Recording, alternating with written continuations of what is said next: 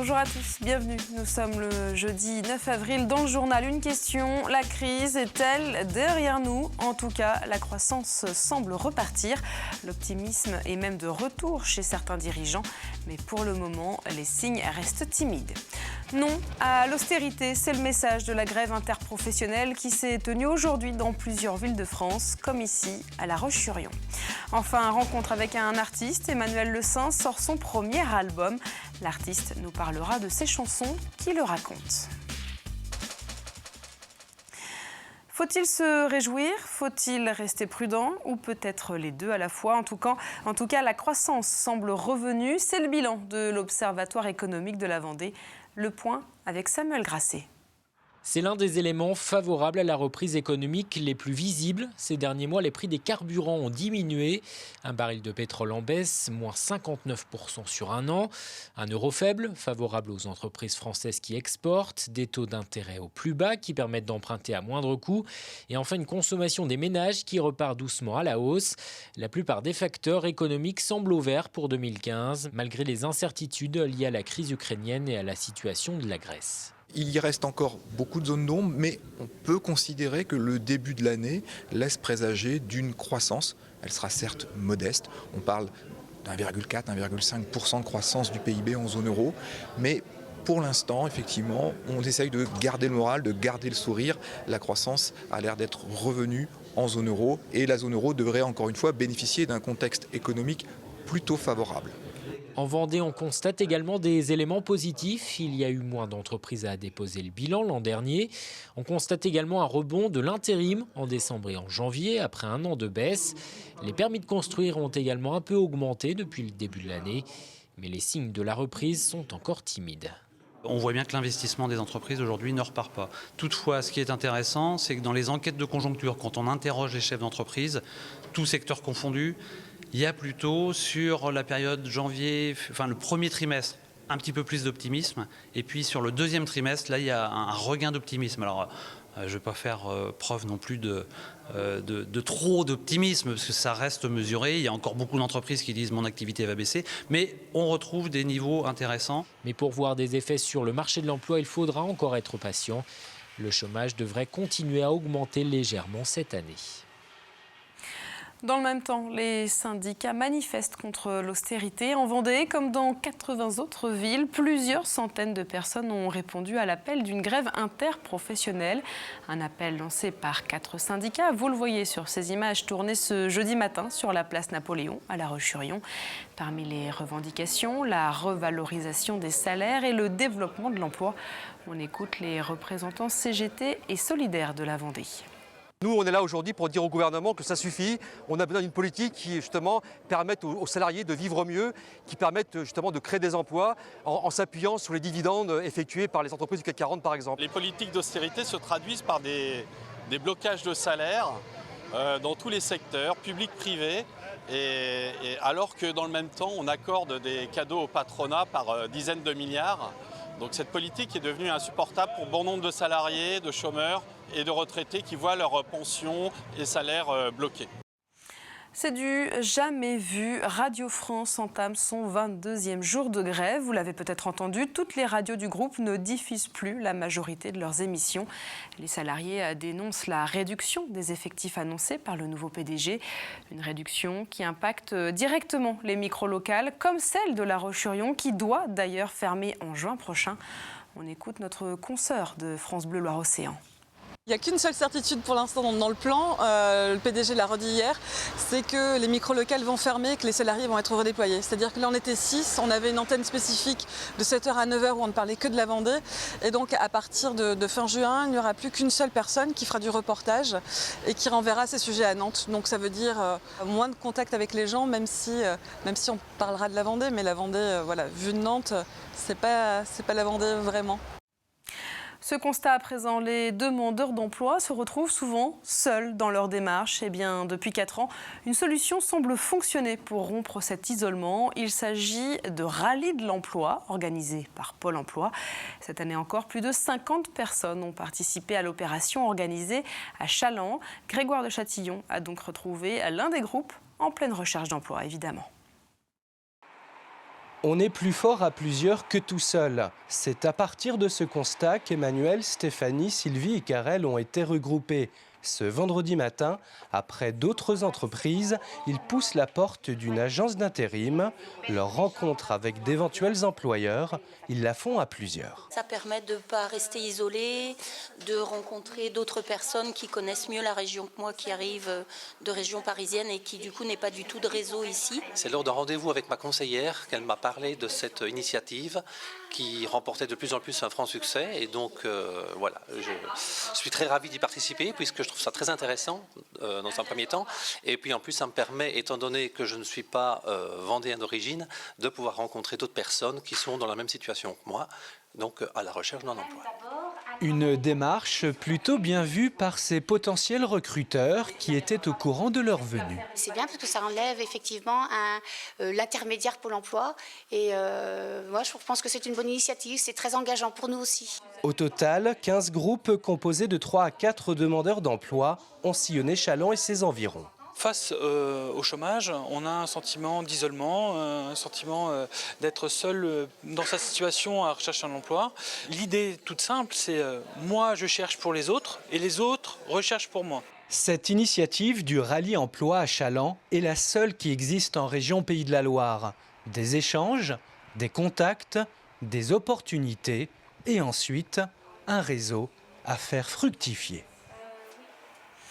On le dit souvent dans ce journal, l'école, c'est aussi l'école de la découverte. La preuve, au lycée agricole Luçon-Pétré, les jeunes s'initient à l'univers de la radio. Et vous allez voir que l'exercice apporte beaucoup à ces lycéens. Aurélie Horner a assisté à l'une des dernières émissions de l'année. C'est parti.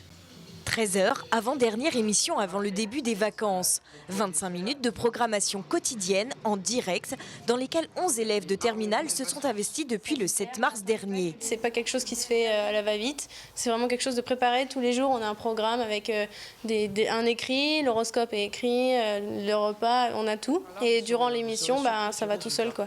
Gémeaux, planifiez soigneusement vos prochaines vacances. Des émissions autour de la vie du lycée, diffusées dans l'enceinte de l'établissement.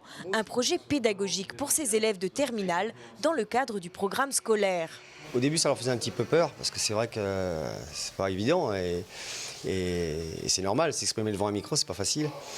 Et justement, c'est pour ça que ce projet est très bénéfique. À très court terme, c'est une préparation potentielle pour des exercices oraux, y compris lorsqu'ils ont à soutenir un rapport de stage. Et puis dans la vie de tous les jours, sans aller pour autant jusqu'à un entretien d'emploi, mais y compris, ça leur permet d'être un petit peu moins en difficulté face à l'exercice oral, qui n'est pas forcément spontanément facile. Le métier de journaliste, en quoi ça consistait ? Si cette expérience a permis aux élèves de travailler l'expression orale et la confiance en soi, ils en ont retiré bien plus. Ça m'a appris déjà à plus travailler en collectif avec les autres, et puis m'exprimer. Et la confiance, voilà. Pendant des semaines, vous avez assuré une émission quotidienne et que le club radio est ouvert et qu'il faut que les gens viennent s'inscrire pour assurer la pérennité de la radio. La fin de l'année approchant, avec son lot d'examens, on recrute déjà pour l'année prochaine. L'idée étant de faire évoluer Radio Pétré en web radio, destinée à une plus large diffusion. Allez, à bientôt, bonne continuation. On prend des nouvelles des cyclistes engagés dans le circuit de la Sarthe Pays de la Loire. Et aujourd'hui, la 4e étape a permis de rejoindre Angers après en Paille, en Mayenne. Et parmi les 94 coureurs, on retrouve le Team Europe Car. Vous découvrez d'ailleurs les images de l'épreuve d'hier où Thomas Voeckler, justement, a participé au sprint final avant d'arriver 3e. Et puis, précisons que cette année, l'équipe vendéenne ne courra pas devant son public puisque la course ne passe pas par la Vendée, comme vous le voyez sur le tracé du circuit. On va se rendre à présent dans les coulisses d'un casino. Pour beaucoup, ces lieux représentent le jeu, les gains, mais également la perte et une certaine tranche d'âge. Eh bien, à Saint-Jean-de-Mont, l'établissement a décidé de briser ses préjugés en proposant une visite au public. Karl Laboureux s'est glissé parmi les visiteurs. La première chose à faire, Quand vous ne connaissez pas, exactement, c'est d'aller voir la caisse machine à sous. Opération séduction au casino de Saint-Jean-de-Mont. Depuis le début de l'année, la Pastorelle propose des visites commentées au public. L'occasion de faire découvrir son histoire depuis ses débuts en 53, mais aussi de l'envers du décor, car un casino c'est avant tout une véritable entreprise. À ce jour, on a 47 employés à l'année. On monte l'été jusqu'à 63 personnes. On a différents corps de métier. La restauration, on va avoir des agents d'accueil, des femmes de ménage, l'administration, les croupiers, des techniciens et bien d'autres métiers encore. Mais ces visites sont aussi et avant tout l'occasion de démystifier l'univers des casinos où les idées reçues, voire les clichés, sont nombreux. À chaque fois, et là je constate c'est la même chose, ce sont des femmes âgées qui jouent. Statistiquement, il doit y en avoir pas mal. Il y a 60% de femmes, 40% d'hommes, au moins au casino de Saint-Jean-de-Mont. L'idée que je m'en faisais, c'est si on mettait 100 € dans le casino, de toute façon on en avait 90 qui étaient partis à l'État et 10 qui étaient redistribués, quoi, en gros. Quoi. C'est pas ça, quoi, en fait. Un casino, c'est comme une entreprise, c'est comme le bowling. Le but, c'est de créer un moment convivial, festif. Et on est un établissement de loisirs avant tout. Et là, vous avez gagné là. Un loisir auquel les visiteurs peuvent aussi s'initier, à condition évidemment de comprendre le fonctionnement des machines à sous. Mais là, vous jouez sur une ligne. Une ligne. 10 crédits. Et là, j'ai tout perdu. Non, il vous reste encore 40. Pas de jackpot ce matin-là pour les visiteurs, mais une découverte pour bon nombre d'entre eux, des visiteurs qui repartent avec une autre image des casinos. Et rappelons évidemment que jouer peut comporter des risques. L'actualité, c'est aussi Pâques qui se poursuit encore un peu. C'est en tout cas le thème de l'atelier proposé à la Chaboterie pour les plus petits. Et qui dit Pâques dit œufs, poules et surtout chocolat. Reportage d'Annelise Vinet. Tablier, enfilé et toque sur la tête, l'atelier cuisine peut commencer. Brassage du chocolat, démoulage et collage de poulettes, pour l'instant tout va bien. Mais lorsqu'il s'agit d'écrire en chocolat, ça se complique. J'ai fait des gros pâtés. C'est un peu difficile parce qu'il faut appuyer dessus et il ne faut pas trop appuyer. Au bout d'une heure d'atelier avec du chocolat, difficile pour certains d'y résister. Mais personne ne touche à sa composition. Le tout, c'est que ça soit accessible aux enfants et qu'ils puissent faire le maximum de manipulations. Après, le but, en fin de compte, il est qu'ils se fassent plaisir pendant 2 heures ici, au logis, en goûtant, en dégustant, mais en créant leur petite composition. Là, on est parti sur des jardins avec des petites poulettes. C'est ce qui est intéressant. Après la création du jardin, c'est le moment pour Christophe de sortir sa bombe magique. Il a servi à couler l'œuf et ça refroidit. La touche finale donc pour cette composition en chocolat qui donne déjà des idées d'avenir à Alexis, 9 ans. J'aime bien créer des choses et j'aime bien le chocolat, donc c'est un métier qui me plaît. Il faudra patienter jusqu'aux vacances de Noël pour les prochains ateliers créatifs. De quoi donner l'eau à la bouche.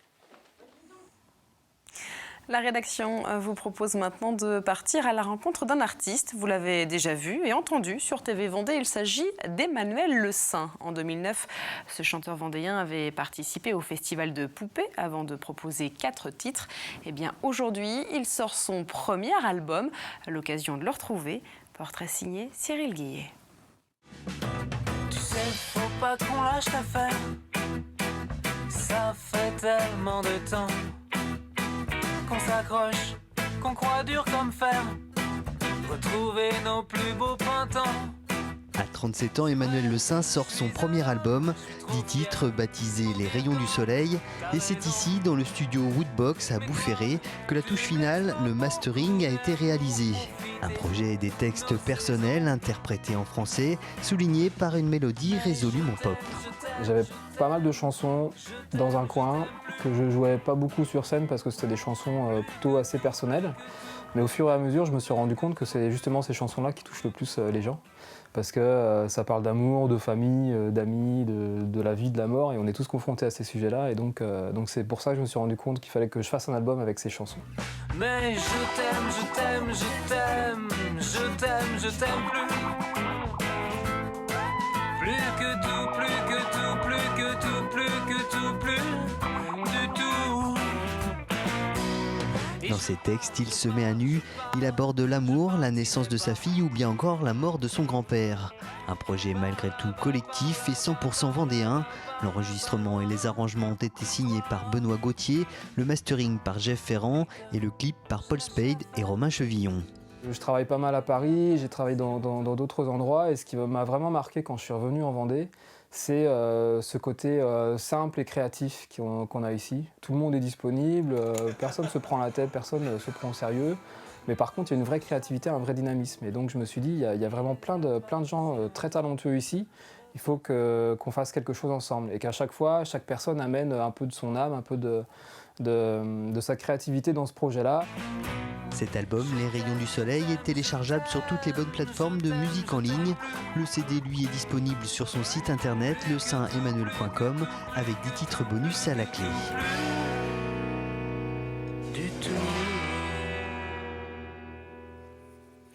Et précisons qu'Emmanuel Le Saint prépare une tournée pour cet été. Un point sur le temps prévu pour demain. Et décidément, les jours se suivent mais ne se ressemblent pas. Après une journée chaude et ensoleillée, demain sera gris et plus frais. Les nuages rempliront le ciel vendéen et ils seront accompagnés par le vent et même quelques averses. Dans quelques minutes, Armelle Pavageau vous en dit plus. C'est la fin de ce journal. Merci à vous de nous avoir suivis.